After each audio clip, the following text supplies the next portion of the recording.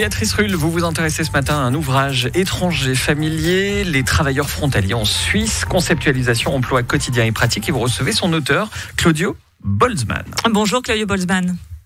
Bonjour. Vous êtes professeur honoraire à la HETS et vous avez donc consacré avec vos collaborateurs 234 pages à ces étrangers familiers que sont les frontaliers selon vous.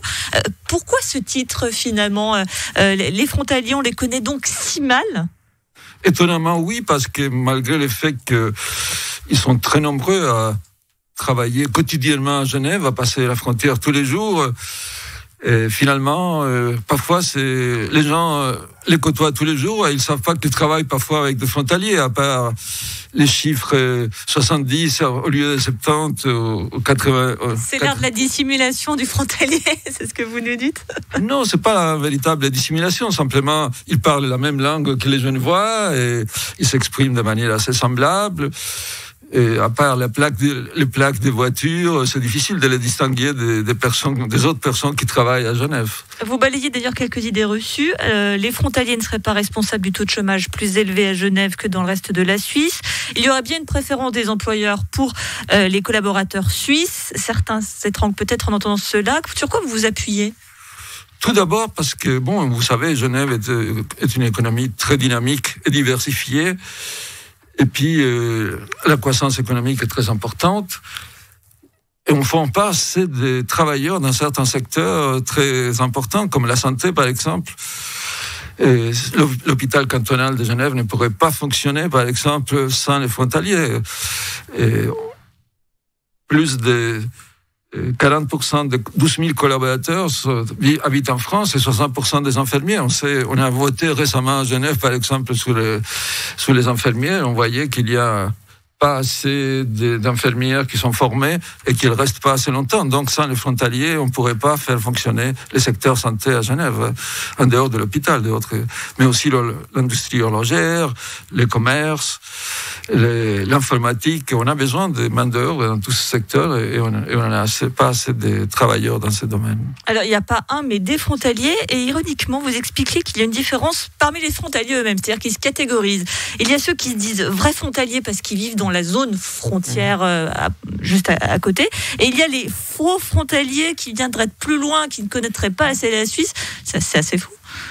Oui, c'est étonnant, mais quand on réfléchit, c'est pas si étonnant que cela, parce que comme une partie des frontaliers se sentent parfois stigmatisés, critiqués, donc les frontaliers les plus anciens, pour se distinguer, pour éviter les critiques, essayent de dire qu'eux sont les frontaliers légitimes, et donc jettent la pierre un peu sur des personnes nouvellement arrivées. Mais ils oublient qu'à un moment donné, eux aussi, quand la première fois ils sont arrivés, ils connaissaient pas non plus toutes les mœurs suisses, toutes les modes de fonctionner en Suisse. Ils ont appris ça petit à petit. Mais c'est une manière de se défendre qu'on connaît chez toutes les minorités. Hein. On jette la pierre sur les autres, on dit nous on est différents, nous on se distingue, mais en fait ça, voilà, c'est une manière qui n'est pas très efficace finalement, parce que ça crée des sous-catégories de stigmatisation qui sont pas finalement très fonctionnel pour les personnes concernées. Vous êtes également penché sur la sociabilité des frontaliers. À savoir, est-ce que c'est seulement un travailleur, comme cela lui est souvent reproché, travailleur frontalier, c'est-à-dire qu'il vient juste pour travailler puis il repart chez lui, ou est-ce que véritablement certains s'intègrent socialement, consomment en Suisse, etc. Enfin, en l'occurrence à Genève. Et là aussi, vous vous rendez compte que quasiment l'immense majorité des frontaliers consomment ici à Genève et vivent aussi à Genève. Tout à fait, parce que finalement, ils passent une bonne partie de leur journée ici à Genève, au travail. Et la plupart d'entre eux, par exemple, se disent qu'ils sont très bien intégrés dans leur entreprise, qu'ils ont de très bons contacts avec les collègues, se font des amis à Genève. Et puis, parfois, c'est plus facile de faire les achats sur le lieu de travail que très tard le soir, lorsqu'ils rentrent chez eux en France. Aussi, beaucoup pratiquent des sports dans des associations. Par exemple, au niveau syndical, le taux de syndicalisation est le même que pour les résidents à Genève, donc il n'y a pas tellement de... Le frontalier n'est pas plus syndiqué.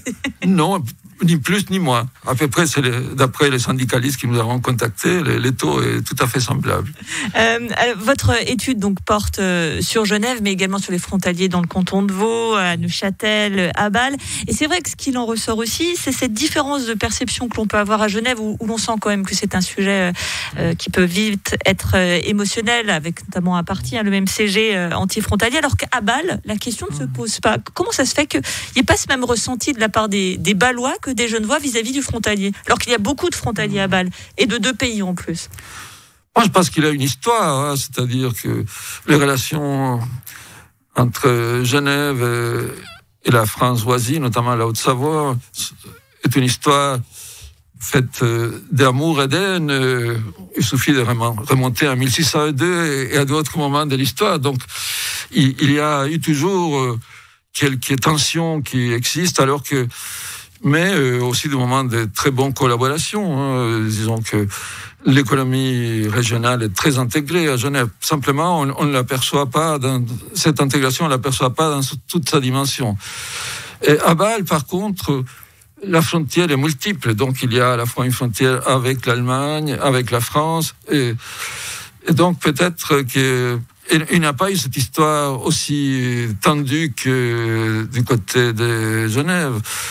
Par contre, au Tessin, on voit qu'il y a aussi des tensions, parce que les Tessinois se sentent un peu minorisés par rapport à la capitale de la Lombardie, qui est Milan, et se sentent un peu en danger par rapport à une grande agglomération à côté d'eux, qui est très dynamique, comme Milan, par exemple. Merci beaucoup Claudio Boltzmann, professeur honoraire à la HTS, donc auteur de l'ouvrage Étrangers, familiers, les travailleurs frontaliers en Suisse, et on l'a compris qu'ils sont multiples et variés. Merci d'avoir été sur Radio Lac ce matin.